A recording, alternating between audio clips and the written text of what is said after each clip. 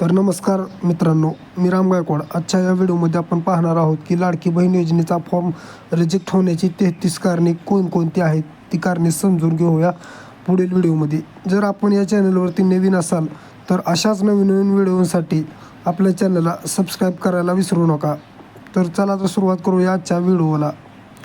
सर्वात आधी joint account चालत नाही, हमीपत्रावर खाडाखोडा चालत नाहीत, आधार आणि बँक लिंक नसेल तरीही फॉर्म रिजेक्ट होऊ शकतो. डॉक्युमेंट नीट दिसत नाही किंवा राशन कार्ड नीट दिसत नाही. आपण जो डॉक्युमेंट त्यांना पाठवणार आहोत तो डॉक्युमेंट क्लिअर फोटोमध्ये असला पाहिजे, म्हणजेच फॉर्म रिजेक्ट होणार नाही किंवा होऊ शकतो.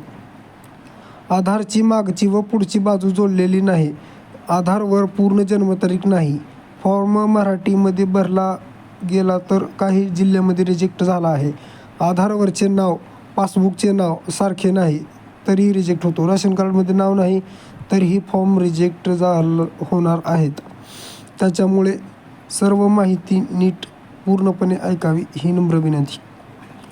तसेच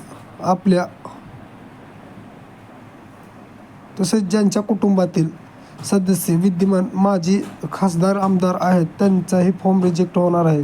त्याचबरोबर ज्यांच्या कुटुंबातील सदस्य भारत सरकार किंवा राज्य सरकार बोर्ड, कॉर्पोरेशन बोर्ड उपक्रमाचे उपाध्यक्ष संचालक आहेत त्यांचाही फॉर्म रिजेक्ट होणार आहे. ज्यांच्या कुटुंबाचे एकत्रित उत्पन्न 2.5 लाख रुपयांपेक्षा जास्त आहे किंवा ज्यांच्या कुटुंबातील सदस्य आयकरदाता आहेत त्यांचाही फॉर्म रिजेक्ट होणार आहे. अर्जदाराने हमीपत्र दिले नाही अथवा हमीपत्रात त्रुटी आहे, हमीपत्रात खुणा केलेल्या नाहीत किंवा हमीपत्रामध्ये स्वाक्षरी जर केलेली नसेल त्या कारणामुळेही फॉर्म रिजेक्ट होऊ शकतो.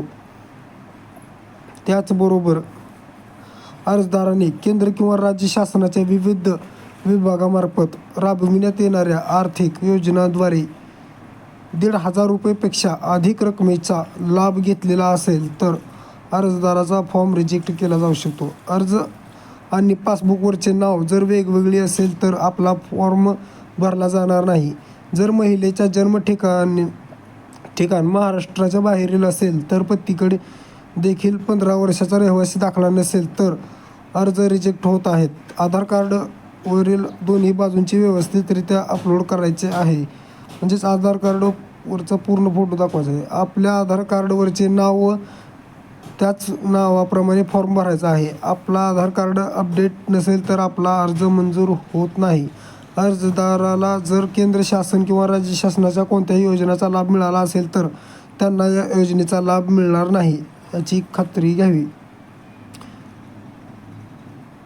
त्याचबरोबर आधार कार्डवरचे नाव तसे न टाकल्यामुळे फॉर्म रिजेक्ट होत आहे. आधार कार्ड आणि रेशन कार्ड यावर सेम ॲड्रेस पाहिजे, नाही तर आपला फॉर्म रिजेक्ट केला जाऊ शकतो.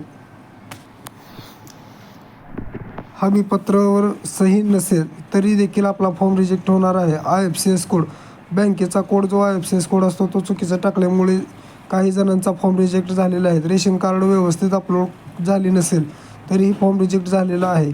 डोमासियल आणि इन्कम सर्टिफिकेट जर आपण अर्ज डॉक्युमेंट अटॅच केलेले तरी पण आपले फॉर्म रिजेक्ट केले जाऊ शकतात.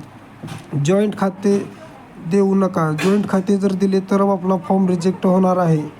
त्याचबरोबर हमीपत्र दिले नसेल तरीही आपला फॉर्म रिजेक्ट होणार आहे. हमीपत्रावर योग्य त्या ठिकाणी राईट मार्क करून फॉर्म आता भरून घ्यावा.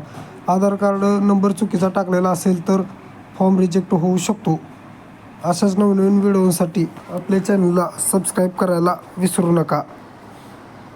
असेच दररोज व्हिडिओ येत आहेत. धन्यवाद.